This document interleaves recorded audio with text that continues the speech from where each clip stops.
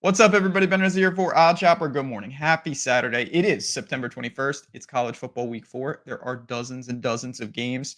We have to scan the board and put a bet on the board on this video to set the tone for what's going to be a profitable Saturday around here at Odd Chopper. I want to welcome you into the channel, all things betting from the picks to the tools to concepts. We'll talk about all that. And we're going to focus on putting a winner on the board. If you do like what you see, though, hit the like button, subscribe to the channel.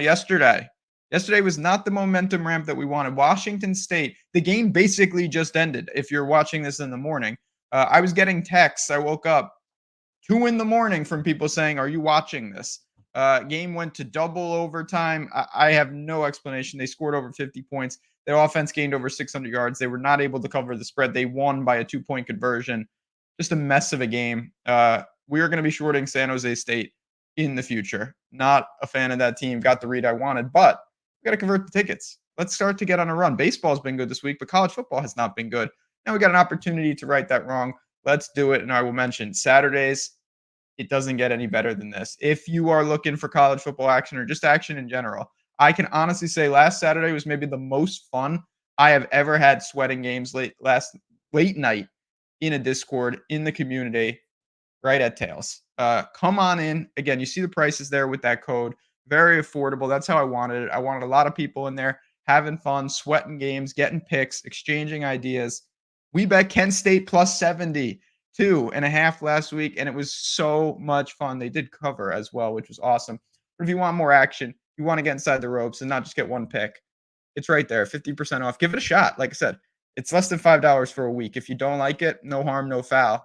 But you could be in for a long time and really find a home, and that would be awesome. Let's get to the board, though. Obviously, there's a ton of options. I have so many bets that I like.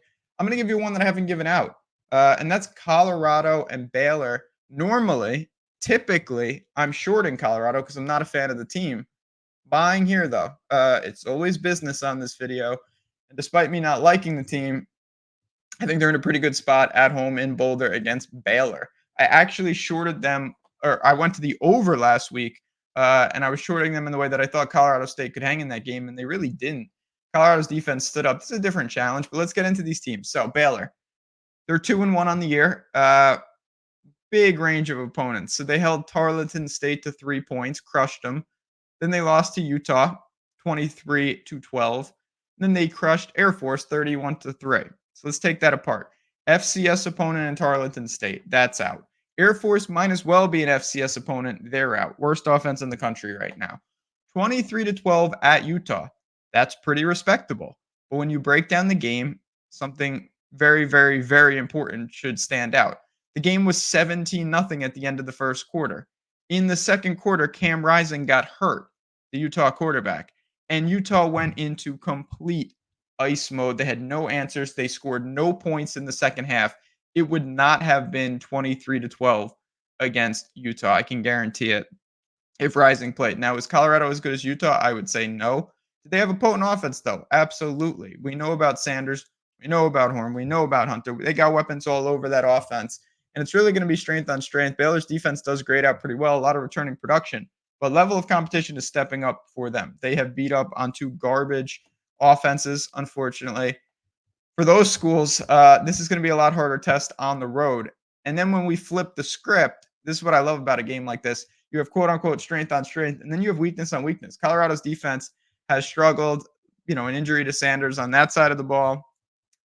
Can they hold up at home against Baylor's offense, who's kind of a mess? They turned from the Toledo transfer to Sawyer Robertson, and he played well against Air Force. But again, level of competition is coming up, even against this Colorado defense. I don't think that Baylor's going to be able to manufacture a ton. I do think this game could get up and down a little bit. Colorado will be more than content to play fast. But when I look at this game at home, I actually like Colorado in the spot. I think they'll be able to move the ball. Baylor has a good defense, but one thing they don't do is generate a ton of pass rush. That's a huge miss for a team like Colorado that has offensive line struggles. I think Colorado will move the ball. And on the flip side, I'm not a believer in this Baylor offense. I don't know what exactly they're going to do at quarterback. I believe Robertson's getting the first crack at it, but maybe they go to a couple guys if it's not working.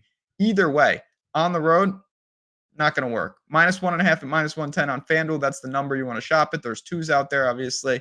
Why, shave off a half point. It matters. You don't think it does, but it absolutely does.